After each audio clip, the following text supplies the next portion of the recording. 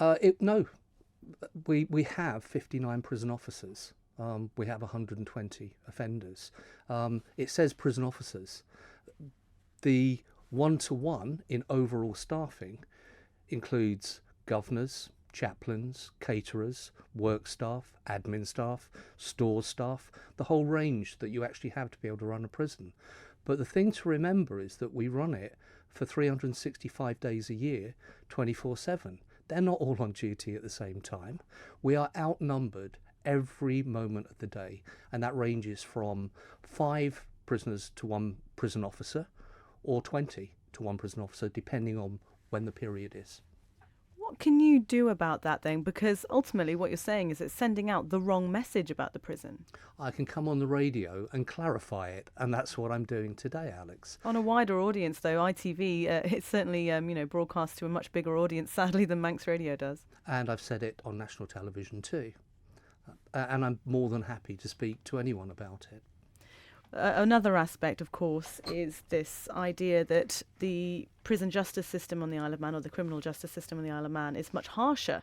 They were talking about certain crimes which, you get locked away for. A comical quote from the first episode was that, I was arrested for stealing a few pork pies or something like that. Now, that's obviously one side of the story, no matter how you look at it. Is it trivialising more serious crimes by taking anecdotes from prisoners and broadcasting them alone?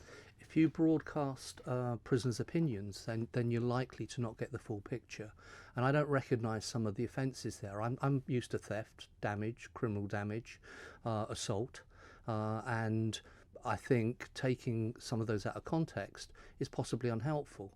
But in truth, I don't comment on offences. I don't comment on sentences, because that's the court's job. My job is to actually take that sentence, keep the person in there, and return them to the community less of a risk than when they came in. So they're irrelevant to me.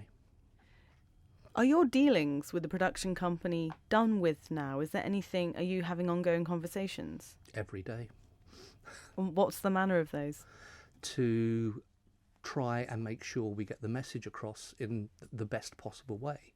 I have already had some say in it, of the rough cuts of some of the stuff that I found unacceptable, but I can't, or totally unacceptable. I can't script it. I can't tell prisoners what to say. I can't tell what staff what to say. I don't even agree with the opinions of all of my staff.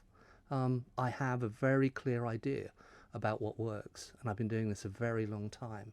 And we get an opportunity here, being a separate jurisdiction and having more freedom to do things, so that, and I'll go back to carrot and stick, it's all about incentives and consequences.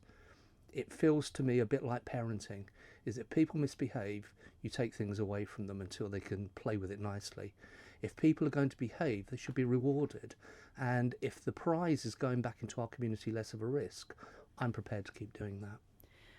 Well, another consequence that was always going to be was media coverage, of course, ourselves at Manx Radio, the papers, other radio stations, and of course national papers and places in the UK.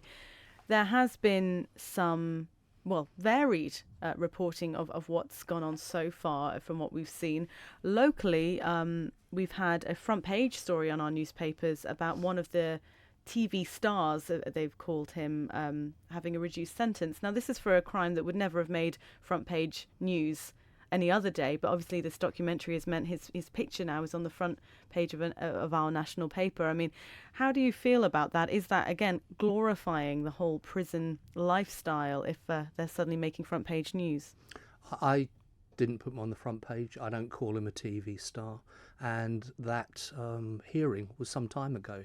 I think that's what the media does when they see opportunities to highlight something. But I don't hold with it at all. How have you taken the feedback so far? Some of it has been positive, and some people have seen, even at this stage, that that this is an approach which actually works. The personal criticism, that hurts. I'm a person doing a job. I'm not doing this for fun. I'm sure as heck not doing it for glory. You know, I've had a career in the UK prison service already. I came here for the freedom that it's given me around the legislation.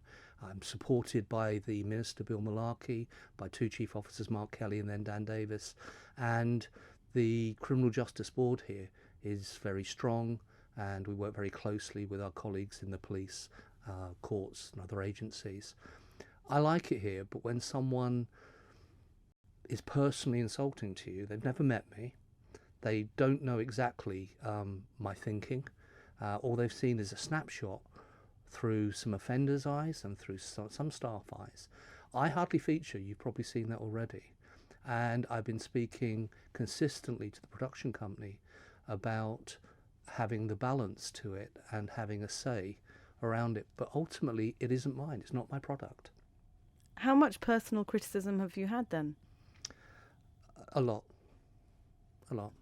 And I you know, once again, I'm a public servant, and I'm not sure that's part of the brief with it too. You know, I'm doing a job, I'm doing it to the best of my ability. I've been doing this for over 40 years, and I know what works, and it's working here. Now, that may not be being projected, but that doesn't mean it isn't a fact.